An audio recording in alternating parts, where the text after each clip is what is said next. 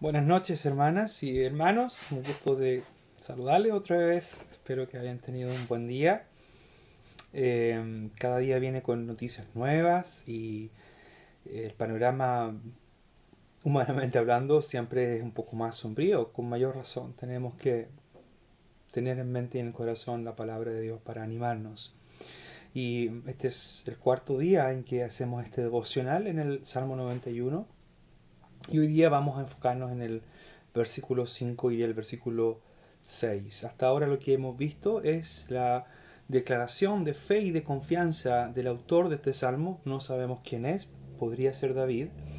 Eh, y el autor humano abre este salmo con una declaración de fe, declarando que quien hace del Altísimo su refugio, entonces podrá pernoctar allí con tranquilidad, con calma, con confianza. Morará bajo la sombra del Omnipotente. Dos nombres del Señor que destacan su infinita capacidad, su poder, su supremacía, su trascendencia.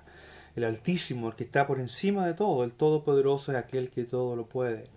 Y en el versículo 2 se refiere a él como Yahvé y como mi Dios, ocupando dos nombres de manera más personal. Eh, Tanto Yahvé como Elohim, en este caso Elohai, mi Dios, en quien pone su confianza. Hemos visto la imagen que ocupa de un pájaro que está atrapado para luego ser matado, ser muerto. Y ayer hablábamos de cómo Dios promete su protección bajo sus plumas, como la imagen de un ave, un águila, a veces se ocupa esa imagen también en otras partes. Y no solamente eso, sino que también veíamos que su fidelidad es escudo y adarga, o escudo y un muro de protección. Dios, Elohim, el Altísimo, el Shaddai, el Todopoderoso, es quien refugia a aquellos que confían en Él. Como resultado, entonces, en el versículo 5 continuamos con los resultados de encontrar refugio en Él.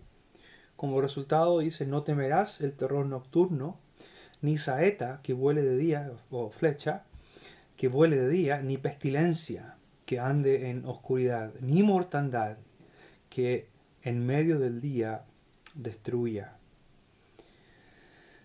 La poesía hebrea, como mencionábamos ayer, y este es un lindo ejemplo de poesía hebrea, tiene como característica, una de sus características fundamentales es el paralelismo. Y estos dos versículos es difícil tratarlos separadamente porque los dos están paralelamente muy vinculados desde el punto de vista del concepto, de las palabras, del orden que se ocupa. Por ejemplo, aquí hay un claro contraste entre la noche y el día, ¿verdad? Terror nocturno, saeta que vuele de día, pestilencia en la oscuridad, mortandad del mediodía.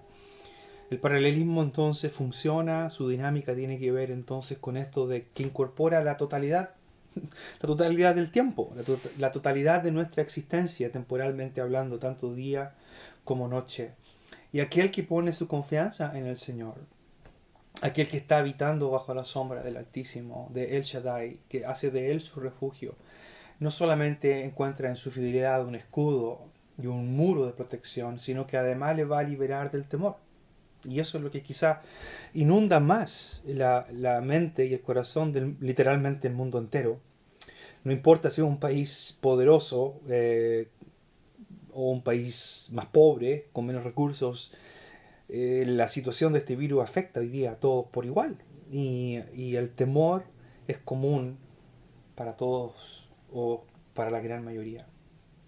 Una de las, Uno de los beneficios entonces de tener al Señor como nuestro refugio, como nuestro escondedero, es que el temor va a ser algo que va a estar bajo control. El salmista va a ocupar imágenes que eran probablemente las más terroríficas para alguien que vivía en esta época. Recordemos que la Biblia se escribe en un contexto histórico y en un contexto cultural, ¿verdad? En este caso es el contexto del Oriente, del antiguo Medio Oriente. Y ese es el marco que rodea, en el cual está insertado el autor. Esa es su cosmovisión, como podríamos decir también.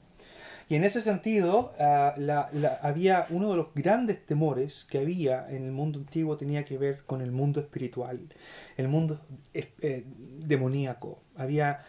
No había el concepto científico que hay hoy día. Cuando habla de la pestilencia, bien puede referirse a una enfermedad, pero no estaba el conocimiento que tenemos hoy. Ellos no tenían idea de virus, ellos no tenían idea de bacterias, no tenían idea de que había una causa científica detrás. Las enfermedades se asociaban con la agencia demoníaca.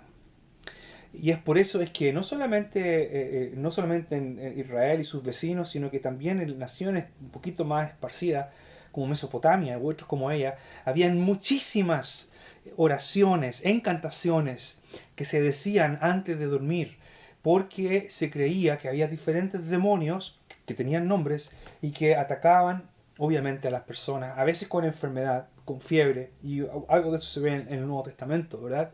Y creo que esto es lo que el salmista tiene en mente aquí. El salmista tiene en mente que aquel que pone su confianza en el Señor será librado de temer aún a aquellas fuerzas que son increíblemente poderosas y que son invisibles y que son imposibles de a lo mejor de prever y de dominar. Imposible. De las cuatro expresiones que el salmista ocupa aquí, terror nocturno, pestilencia, mortandad, son vocablos hebreos que encuentran su paralelo en la literatura hebrea y en otra literatura cercana, encuentran su paralelo con nombres asociados a demonios, demonios que se asociaban también con enfermedad. Por ejemplo, terror nocturno es una frase hebrea, pahad, laila, que era el nombre de un demonio que tenía dominio sobre la noche.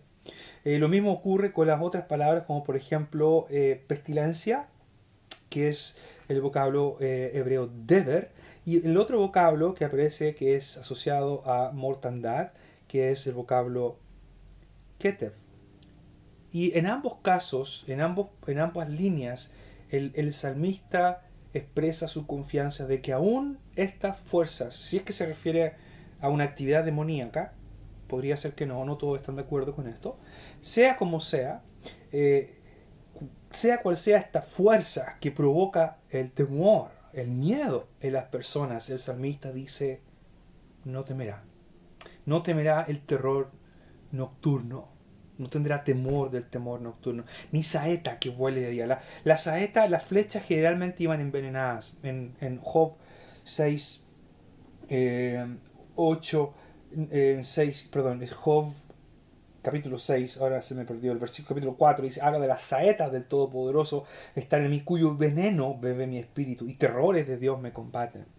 Las saetas eran envenenadas, un veneno que recorría el cuerpo. El salmista está hablando entonces de aquello que infundía el máximo temor en alguien. Pestilencia que ande en oscuridad. La manera en que está escrita la poesía da a entender que está siendo representado.